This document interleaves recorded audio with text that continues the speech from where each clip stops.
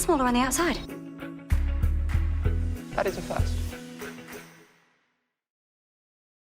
Hello and welcome back to our podcast. My name is Toby. And my name is Tom. This is Smaller on the Outside. This week we are talking about some new rumours for Series 13. There's a new bookie's favourite for the 14th Doctor.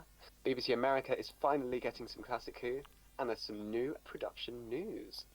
As well as that, we will be talking about some companions in the show, what we like and dislike about them. Tom is returning with his very special segment, Trivia, Trivia, Trivia. And at the end of the podcast, we have a very special shout-out prepared for a very special person in the Doctor Who fandom. Sounds like this should be a good episode. Yes, it does. Shall we jump into the rumours? So, you'd never guess who's the new bookie's favourite. It's not Chris Marshall, is it? It is Chris Marshall. Of course it's Chris Marshall. Do you know, People love Chris Marshall. I don't see, him as the Doctor. He doesn't look doctory. And I don't think David Tennant looks particularly doctory either. I also know what you mean there. I think the most... Whereas Matt Smith, oh my gosh, total Doctor. Yeah, he looks like Doctor Who-y, which I think alien. is now an official word. I suppose you don't have to look Doctor Who-y to be Doctor Who-y. That's some merch. Is that merch? Is that merch in the works? That's going to be our merch design, yeah. You don't have to look Doctor Who-y to be Doctor Who-y. Well, anyway, Chris Marshall has a 6-1 odd through Ladbrokes. Yeah, but which makes him the same as Michaela Cole. Michaela Cole, I want Michaela Cole to be the next Doctor. Oh, I want her to be the next Doctor. But okay, carry on. Something tells me she's your favourite. Yeah, she's my fan favourite. Yeah, I think it would be interesting. My favourite of the current rumours is Richard Ayoade, but it's not going to happen. He's not that kind of guy. No. He's quite he likes his privacy, so I can't imagine him then wanting to have his face on lunchboxes. So, BBC America getting some Classic Who. So AMC and BBC America have announced the premiere of Fury from the Deep, which, for those of you who don't know, which is like none of you, I guess, is the 5th episode of the 6th serial. But the BBC don't have archives of it, because back in those days, they didn't really care for preservation. But anyway, it's an animated adaptation. Yeah, it should be cool. It's been out over here for a while, you said you got it on Steelbook. Yep, I've got a steelbook of it in my hands right now. It's beautiful.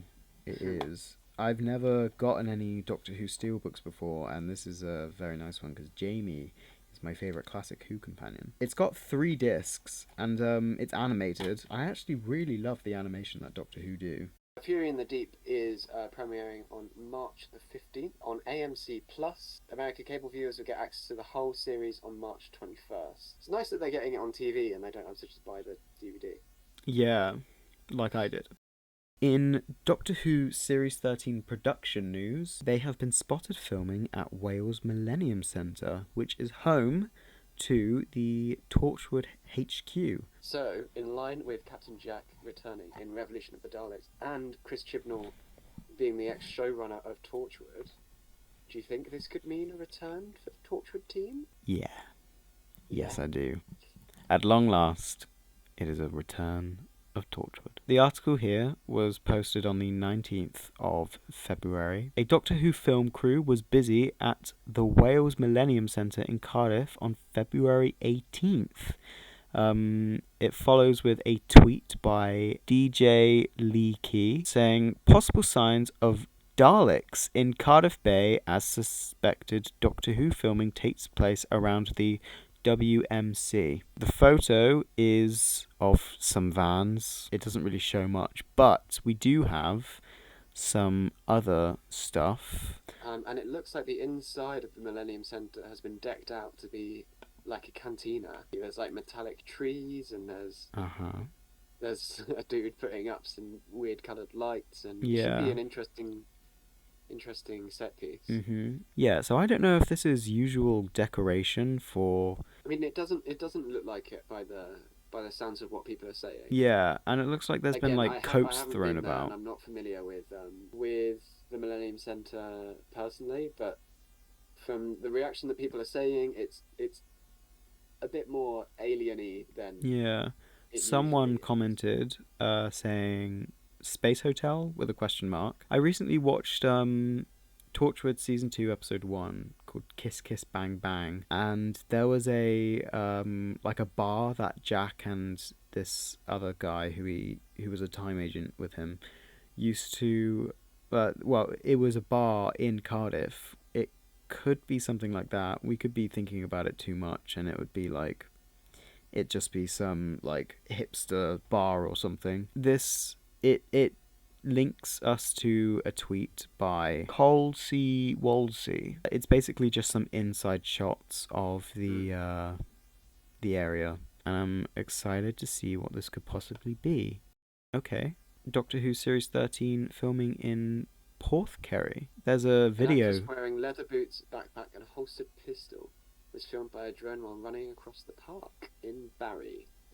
Very nice. So Barry, I think, is the same place that the Weeping Angel on the Beach was. So I mean, it makes sense for them to be filming in and around the same area, doesn't it? Especially given the current state of the world. Yeah. Seems to be a very interesting setting. There's a big aqueduct, lots of trees, very Yeah. green. And this was 4 days ago as well, so... Yeah. Oh, there's a drone following her. Oh, so there is, yeah. Yeah. So that could be some sort of flying alien, and they're doing a first person.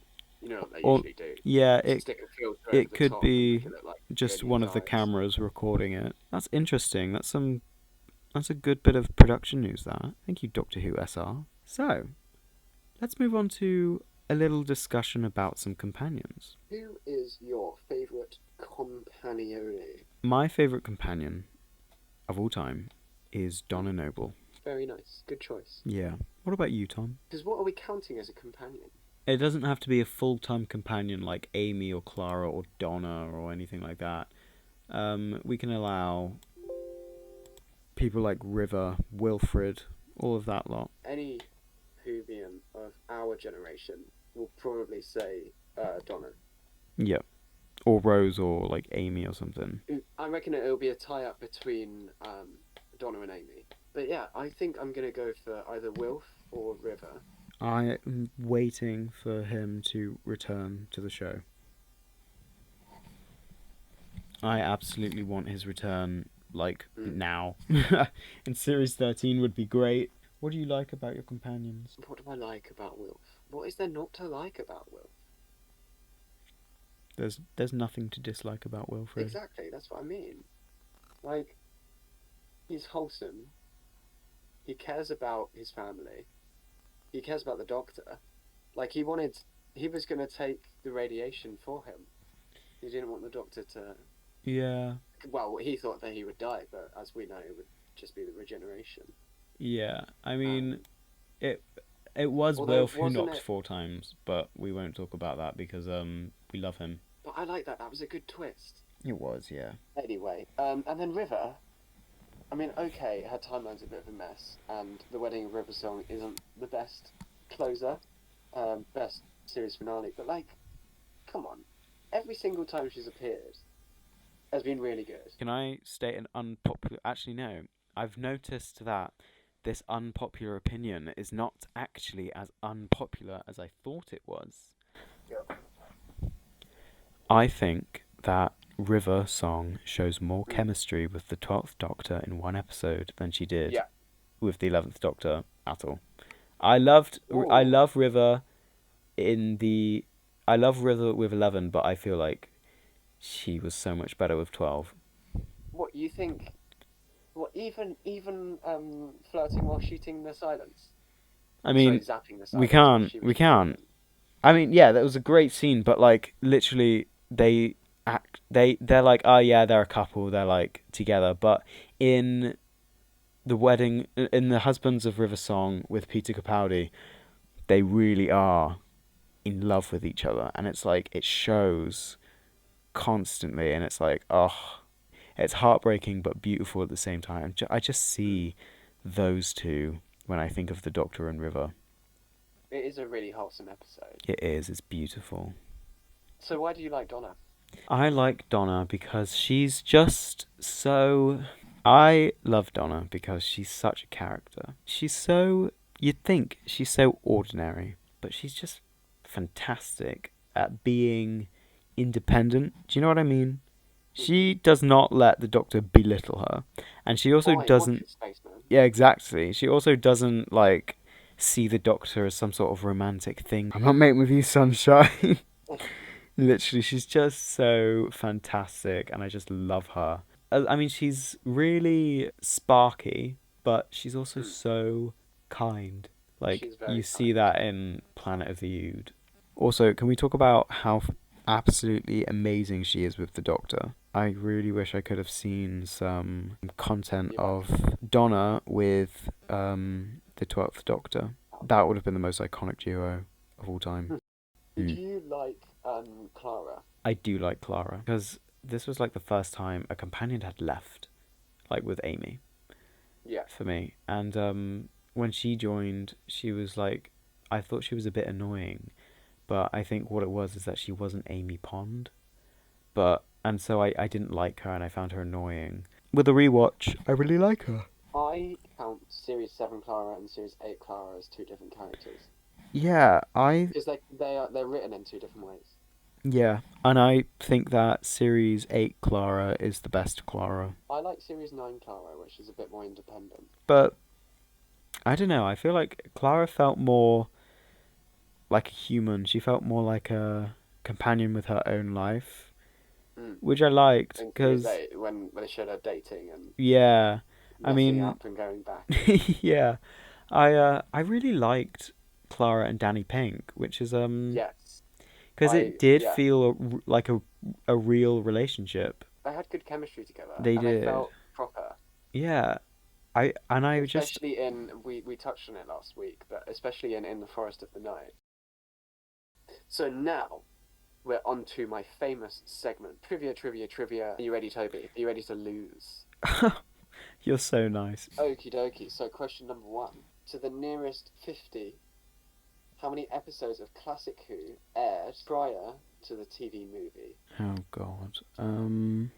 I'm thinking about how in the oh gosh, what is it? Twice Upon a Time it says previously 800 episodes ago, and there's like 150 episodes in New Who or something. Okay. So you're doing the maths. Okay. Yeah, I'm really thinking about this. Oh my God, why is my brain fucking up? It's okay. You're a drama student. You don't need to do maths. Because I know there's loads, so I'm just gonna take a wild guess. I'm gonna go 650. Since I said to the nearest 50, I think we'd have to round up. So 694. You know, I'll give you the point. I'll give you the point. 694 episodes of Classic Who aired prior to the TV movie with Paul McGann. There were 694 individual episodes, but 154 serials. But I believe the episodes were shorter. They were like 15, 20 minutes rather than Yeah, 40, they 50 were. hour. They were like, and they were all 20 minutes in like 4 parts as well. Question number two. What enemy does the Doctor and Rose face in Rose? The Autons. And bonus point, what is the Doctor's first line in that episode? Run. Oh my gosh, you're on a roll. Yeah. Question number three. What is the most invaded planet in the galaxy? I was gonna say Earth, but it's not. No. It's that one with like the weird mole people, not mole, but like the weird. Oh, I've forgotten the name. Well, I mean, okay, I'll substitute the point because you've got it. You've got half a point, but I'll give you the whole point if you're able to tell me who played the character in that episode and what episode It it was was from. David Williams in the It was. God Complex. There we go. You are on a roll today. The planet is Tivoli, by the way. Tivoli. Okay. Whose national anthem is "Glory to insert name here." Yeah. Question number four.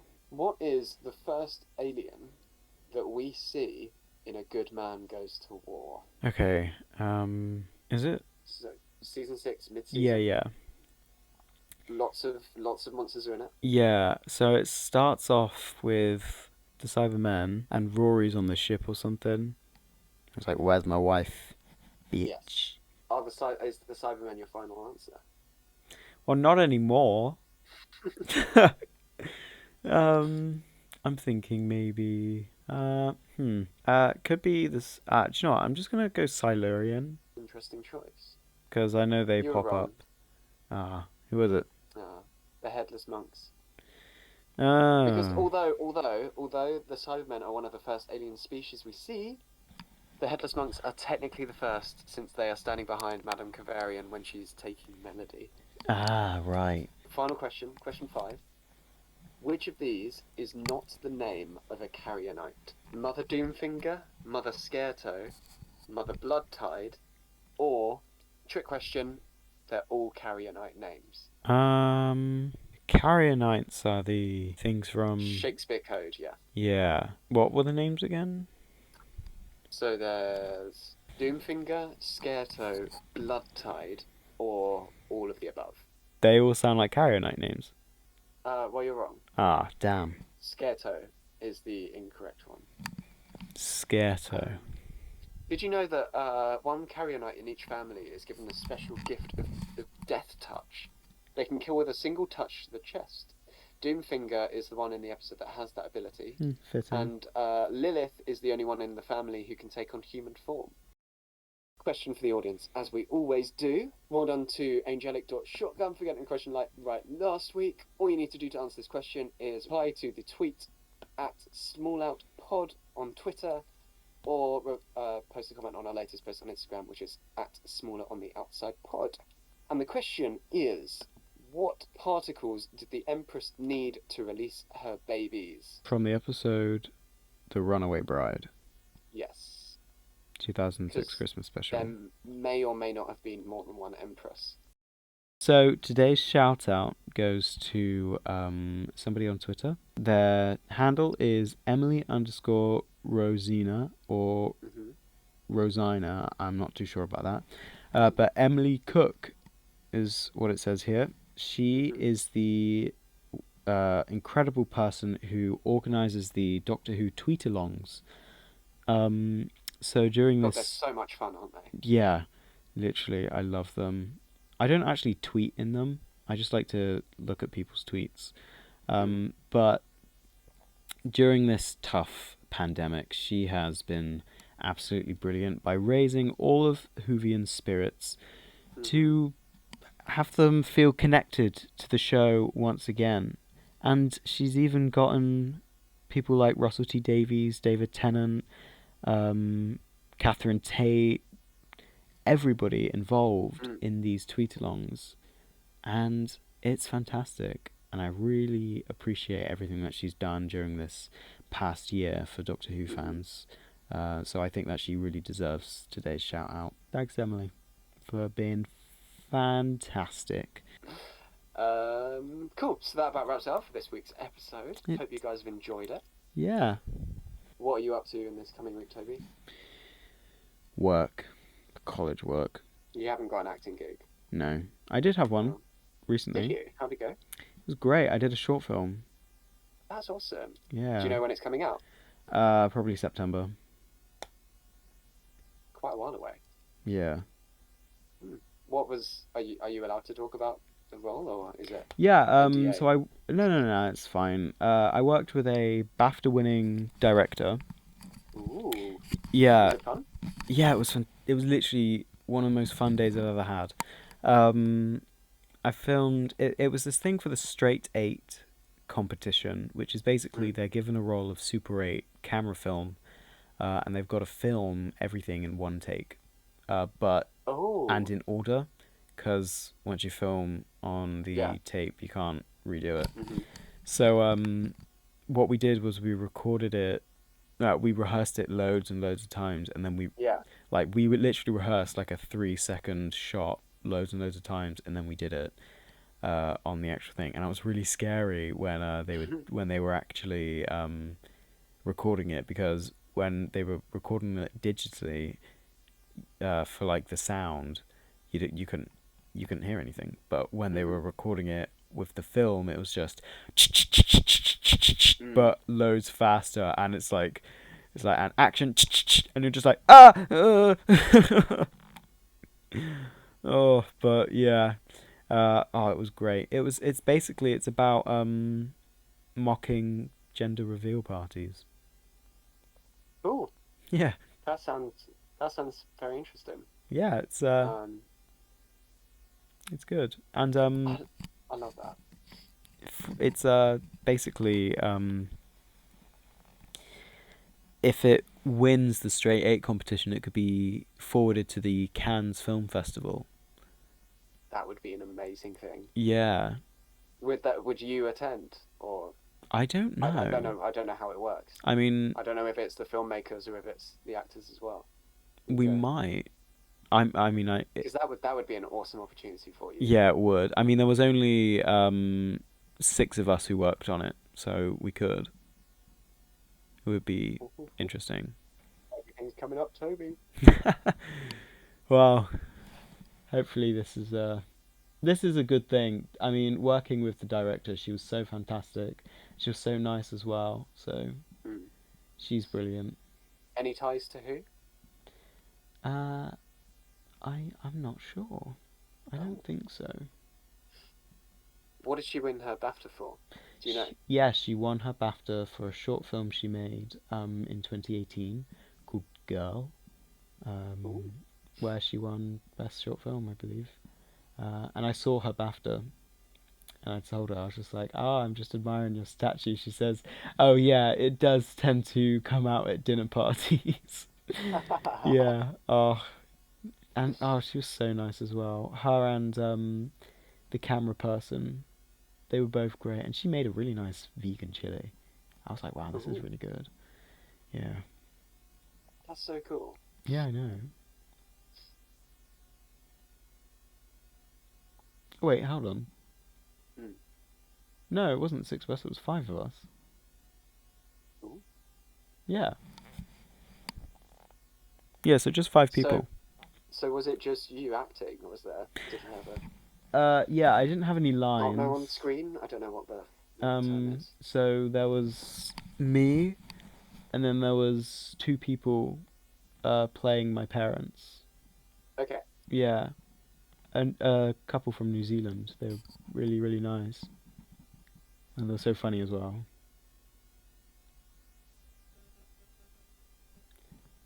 And I've got like connections with them now, so that's good.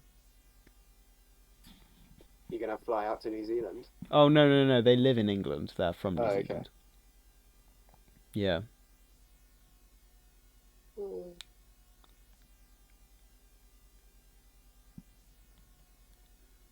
Yeah, it was really, really fun working on it. Yeah, it sounds like an awesome opportunity. Um, I can't wait until like 5 years time when you're starring in when you're cast as like the new I don't know the new Spider-Man in the inevitable Spider-Man reboot. I don't think I'd want to play Spider-Man. No, No, I'd want to play Nova. I think that would be a great character to play. he was very hinted at, wasn't he, in the first Guardians of the Galaxy? Did anything ever come of that? Well, the whole Nova's origin story is that after the Nova Corps was destroyed, Nova Prime crashed down to Earth and gave her powers to him before she died. A bit like Green Lantern then. Green Lantern, yeah, literally.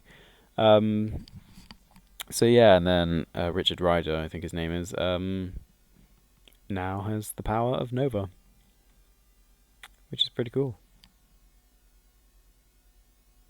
So that's who you'd like to play. Yeah, I'd love to play Nova, I think. Because he's, he is a 17-year-old boy struggling with confidence issues. I was like, yeah, I feel that. You've got quite a young face as well. Yeah, Like if you even if you go for it in like 3 years time, you can still I pull it could off. still pass as a teenager. Yeah. Well, who knows? You might age horribly in the next 3 years. Well, thank you for pointing out that possibility.